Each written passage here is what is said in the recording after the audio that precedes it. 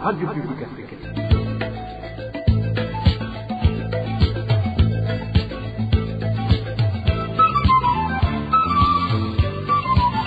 Radio Publique Africaine.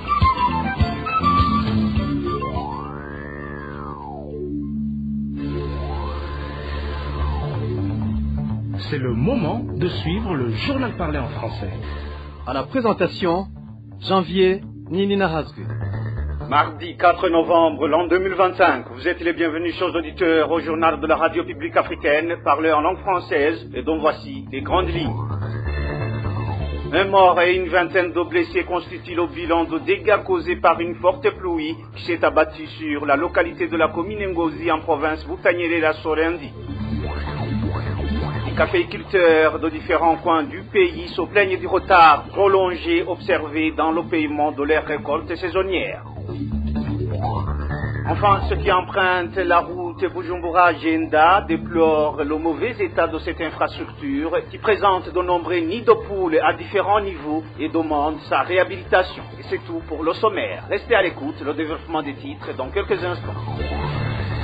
Encore une fois, bienvenue, page environnement pour ouvrir ce journal. Un élève a perdu la vie. 21 autres ont été blessés à l'école d'Alliance de Kayogoro en commune Ngozi de la province Butanyerera à la suite d'une forte pluie mêlée de vents violents qui s'est abattue sur la région Solendi. En plus des victimes, plusieurs salles de classe et dortoirs ont également été détruites par cette intempérie. N'est-ce pas, Clovis Nyonzim? Ce lundi, aux environs de 14 heures, une pluie torrentielle accompagnée de vents violents que certains témoins qualifient de tornades s'est abattue sur la région. Selon nos sources, cette intempérie a provoqué l'effondrement d'un mur de l'école, causant la mort d'une élève de 13 ans. 21 autres élèves ont été grièvement blessés et sont actuellement pris en charge à l'hôpital provincial d'Ongozi, d'après des informations confirmées par la police communale. En plus des pertes humaines, plus de 13 bâtiments scolaires ont été détruits. Certaines toitures ont été arrachées et d'autres murs se sont effondrés. Environ 150 matériels ont été endommagés et des cahiers, livres, vêtements et divers matériels scolaires étaient gravement abîmés par la pluie. À présent, les 700 élèves de cette école se retrouvent sans salle de classe ni abri pour poursuivre leurs études. D'après nos sources sur place à Kayogoro, ces chiffres ont été confirmés par l'administrateur de la commune Ngozi, Dominique Ndikuyayo, qui indique également que dans la zone d'Ngozi, sur les collines de Mivo, Kahengeri et Mungere, de fortes pluies accompagnées de vents violents et de grêles ont détruit plus de 30 hectares de cultures diverses. Dans plusieurs localités de la commune d'Ngozi, de nombreuses habitations ont également été endommagées. Les autorités administratives collinaires poursuivent actuellement le recensement des dégâts. Selon des informations recueillies, les champs figurent parmi les biens les plus touchés par ces intempéries en raison des fortes inondations provoquées par la pluie. Merci à Clovis Nyonzima. Page santé, l'école technique Teska Menge, située en commune Nahangwa dans la municipalité de Bujumbura, a décidé de suspendre les cours à compter de ce lundi 3 novembre 2025. Cette décision fait suite à une épidémie de choléra observée depuis plusieurs jours parmi les élèves résidant à l'internat. Une dizaine d'élèves a déjà attrapé cette maladie, selon nos sources, à cet établissement scolaire. Le ministère de l'Éducation a en même temps sorti ce lundi 3 novembre un communiqué adressé aux directeurs d'établissement, surtout ceux à régime et d'internat, les incitant à redoubler de vigilance en matière d'hygiène, compte tenu de cas de maladies liées au manque d'hygiène. Dans ce communiqué, le ministre de l'Éducation François Ravyalimana appelle tous les directeurs d'école à organiser des travaux de nettoyage général et tout directeur d'établissement qui ne se conformera pas à cette directive sera sanctionné. Une courte pause, puis nous abordons la page gouvernance. La corruption, l'informalité, l'incompétence et la sous-exploitation constituent quelques défis auxquels est confronté le commerce des minéraux au Burundi. Des défis qui entraînent des conséquences sur l'économie nationale, lesquelles conséquences s'ajoutent à celles du syndrome hollandais courant dans les pays qui exploitent leurs ressources naturelles. Inès Gakiza nous en dit plus. Nous exportons ces minéraux pour améliorer les conditions des Burundais. Le président Ndayishimiye promet un répit au Burundi, mais jusqu'à présent, rien ne le confirme. Dans son analyse, l'expert en économie Jean Denzako met en évidence les problèmes qui affectent encore le secteur minier, des problèmes qui risquent d'entraîner des effets non escomptés. À ce jour, au Burundi, les minerais sont extraits sans recours à une technologie moderne. Cela fait que des substances non analysées sont exploitées et ne sont pas transformées pour être commercialisées à leur juste valeur sur le marché international. Les minerais du Burundi continuent d'être extraits et vendus sans transparence. Personne ne sait sur quelle base les autorisations sont délivrées, ce qui favorise la corruption dans le pays, et une partie seulement des revenus issus du commerce est rapatriés au Burundi. Qui exploite ces minéraux? Quel est le processus d'attribution des concessions? Le trafic des minéraux a jusqu'ici été illégal, même le président l'a reconnu. Le trafic illégal entraîne la corruption. Si les autorités habilitées laissent cette illégalité, c'est parce qu'ils ont été intéressés. Au Burundi, ceux qui extraient des minerais ne disposent pas de compétences nécessaires et le pays manque de toutes les infrastructures requises pour mener correctement cette activité. On peut citer entre autres le déficit en électricité, en équipement et en route. Le Burundi n'exploite donc pas pleinement ni efficacement ses ressources minières et les investisseurs étrangers qui auraient pu aider ne s'y intéressent pas car le pays ne dispose pas encore des conditions de base.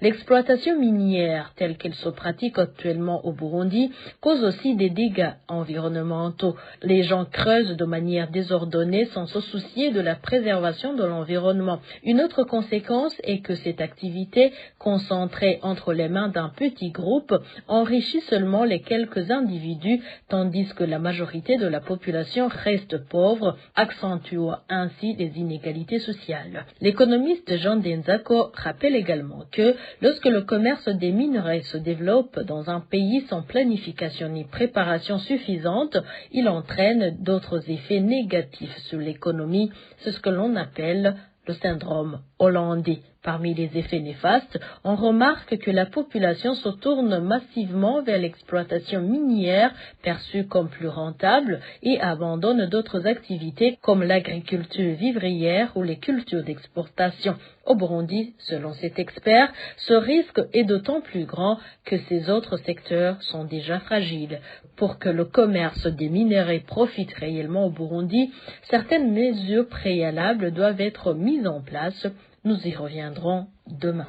Merci à Inès Gakiza. Le président du Sénat, Gervais Ndilakobucha, appelle les institutions de l'État à aligner leurs projets de développement sur le cadre du budget programme tel que défini par le gouvernement. C'était ce lundi 3 novembre, lors d'une séance conjointe entre l'Assemblée nationale et le Sénat consacrée à l'évaluation de la mise en œuvre de cette réforme budgétaire au sein des institutions publiques. Ndilakobucha se focalise sur les écarts persistants entre la planification gouvernementale et les pratiques de certaines institutions qu'il juge encore trop attaché à l'ancien système. Suivez le président de la Chambre haute du Parlement burundais.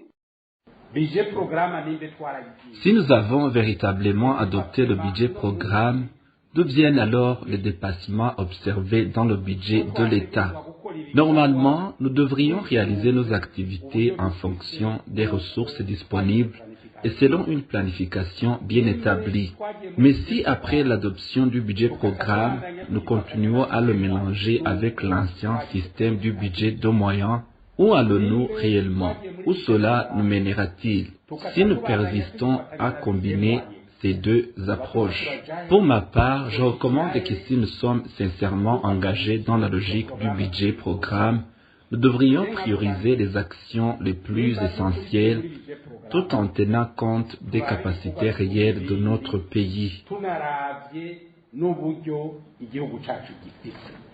C'était Gervais Ndilakobucha, le numéro 1 de la Chambre haute du Parlement burundais. Les caféiculteurs de certaines régions du pays se plaignent de ne pas avoir encore reçu l'argent de la vente de leurs récoltes qu'ils attendent depuis 8 mois. Pendant ce temps, d'autres producteurs ont déjà commencé à être payés, ce qui pousse ceux qui attendent toujours à se lamenter, surtout qu'il y a près d'un mois que le Premier ministre a annoncé que tous les caféiculteurs, sans exception aucune, devaient être régularisés. Eloge Divin Remecha nous fait le point.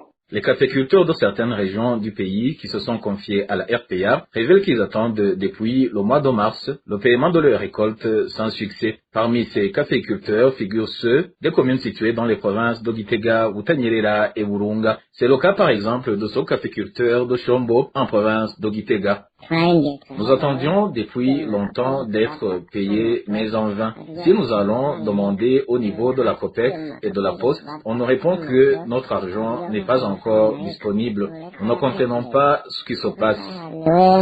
Alors que ces caféiculteurs expriment leur désarroi, estimant avoir travaillé en vain, la RPA a pu connaître également ceux qui ont déjà commencé à recevoir leur paiement. C'est notamment au niveau des zones de Mutaro, Bwegura et Kabarore.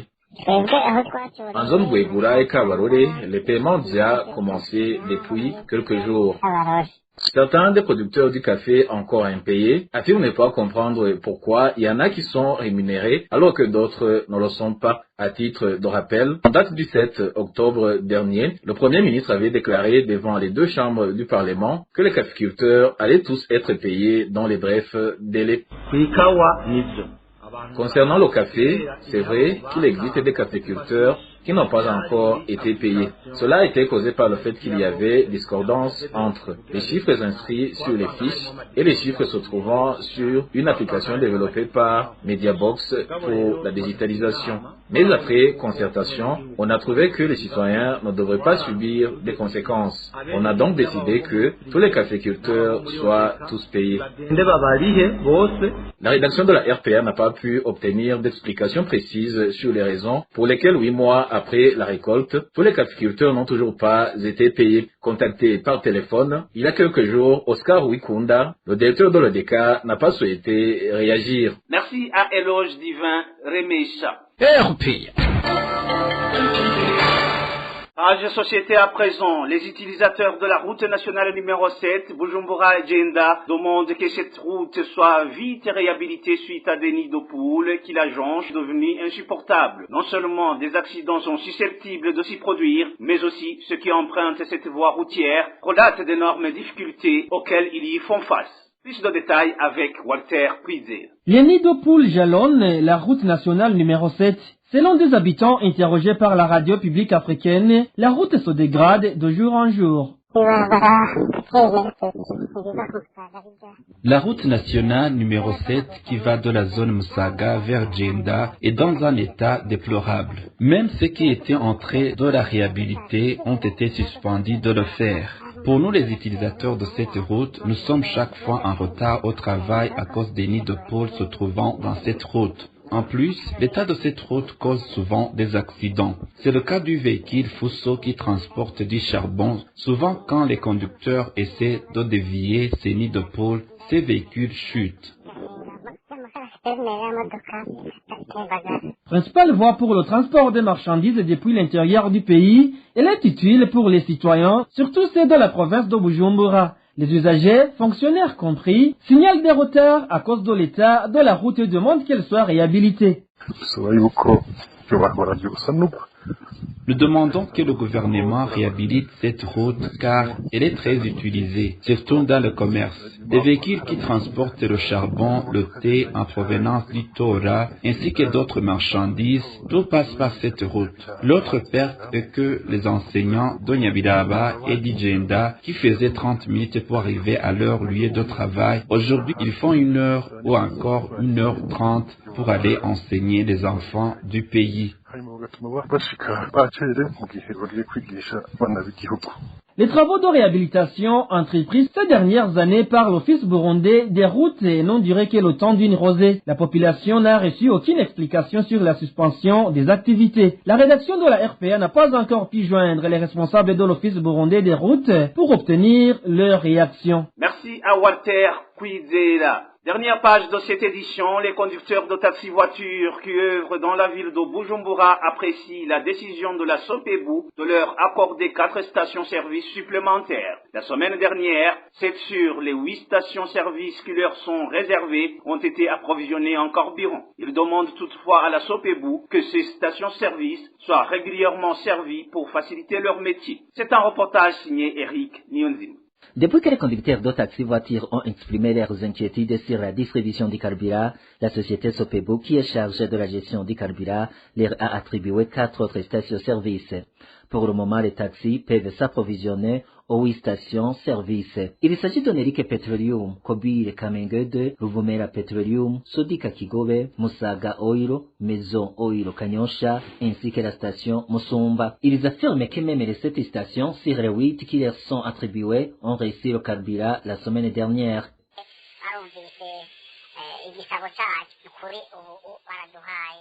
Ils ont entendu nos cris. On nous a donné le carburant. Ils nous ont attribué même 4 autres stations qui sont ici au centre-ville. Nous sommes contents. Nous vous remercions pour votre contribution car nous savons que vos voix vous servent. Pour le moment, nous avons 8 stations, même le carburant y est disponible.